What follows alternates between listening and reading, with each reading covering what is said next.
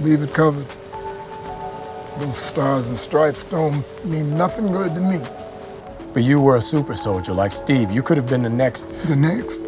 What? Huh? Blonde hair, blue eyes, stars and stripes. You think things are different? You think times are different? You think I wouldn't be dead in a day if you brought me out?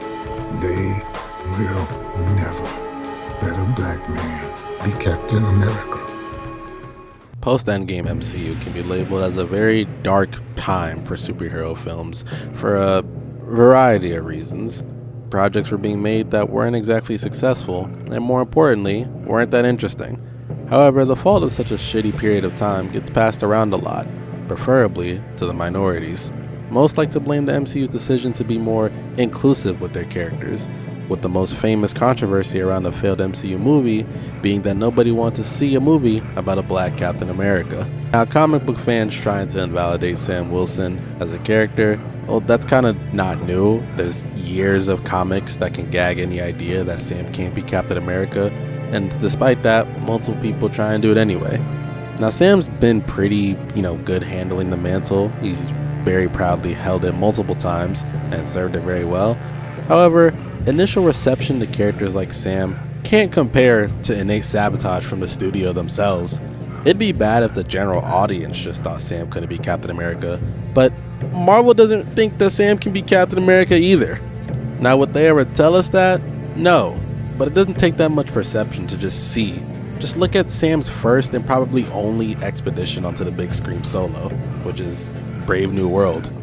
While the movie itself is definitely flawed, and I wouldn't call it a honestly good one, I believe it has issues that are damn near nonsensical and just shouldn't even exist in the movie, like from the fucking ground up.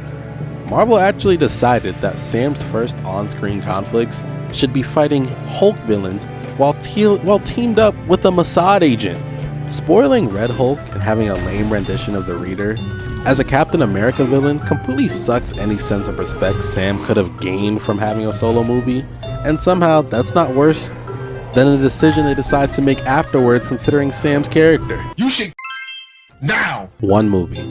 He's held the shield for one fucking movie, and already the Great White Savior has returned to thank Sam for keeping his seat warm. Brave New World and Falcon try to show and give the idea that Marvel understands the doubts about Sam, that they know that people don't have faith in him to do this despite how much his character has clearly earned it. But despite writing a literal narrative that acknowledges this, Marvel themselves is displaying that they believe the exact same narrative. This is no fault of Steve or Sam inherently, but it kind of showcases that Marvel doesn't believe in one character when you actively bring back his replacement in the next fucking 2 years. Marvel failed to accurately invest faith in Sam as a character, and once that inevitable failure fails, they just turn back to what works, because change is scary, and going back to what worked is safe and cozy. Like when you break up with somebody and you realize, I don't think I can get into another relationship, so I'll just go back to ejaculating into my left hand. You mean to tell me Ant-Man had the ability to get 3 movies, 2 of which are complete dog shit, but Sam lost faith after 1? Love and Thunder is allowed to exist, but not another Sam movie? And I wish I could just keep it to a Sam thing, I really could, but Sam is just taking the brunt of this mentality. The MCU has been very upfront about their lack of faith in their black characters since this decade started. Love and Thunder is allowed to exist, but not Blade. Daredevil Born Again is exceptional enough to continue production, but not Wonder Man. I have very similar feelings about Ironheart, Shang-Chi, and more. In the time of their worst economic performance and critical reception, that's when they decided it was okay to experiment with more minority lead roles and try new ideas. Now that money is guaranteed with Brand New Day and Doomsday, and the safe and reliable options are back, those experiments are tossed aside, and they're revealing once again their true colors about how they feel about these characters.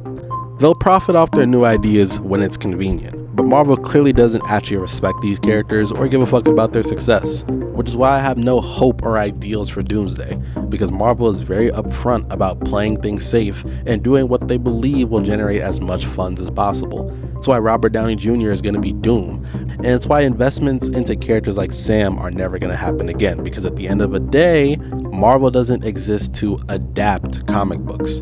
It exists to commercialize them. They would rather pretend these characters don't exist than actually put some effort into promoting them. Because what purpose does that serve? People clearly already know what the fuck they want. You know, it kind of seems like recently I have nothing positive to say about the MCU. And to be honest, I don't.